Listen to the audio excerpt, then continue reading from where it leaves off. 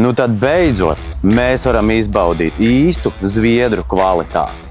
Šodien iepazīstinu jūs ar jaunās paaudzes Dynapack veltni. Liela bliete, bet patiesībā tas ir mazā tipa, ārkārtīgi kompakts 2 valču veltnis.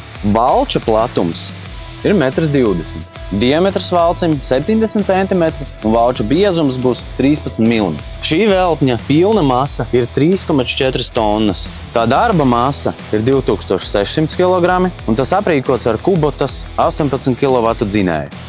Ierakst komentārā, ko nozīmē šī zīme. Veltnis aprīkots ar 205 litru ūdens tvertni. Šajā vadības panelī viss ir gaužām vienkārši. Ar šo mēs taurējam.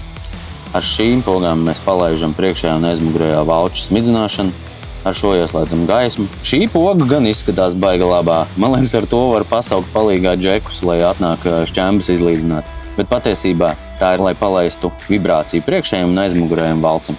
Ļoti ērts sēdeklis. Man patīk tas, kad nav jumts. Principā tas ir kabriolets. Var baudīt gan patīkamo, gan liederīgo. Man tik ļoti patīk visas Dynapack iekārtas.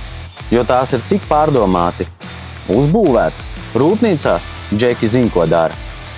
Padomāts arī par operatora ērtību, kur nolikt ūdens pudeli. Karstajās vasaras dienās būs ļoti ērts. Ja tu arī tādu vēlies, zvani man. Vai arī aizpildi pieteikuma veidlapu mājaslapā.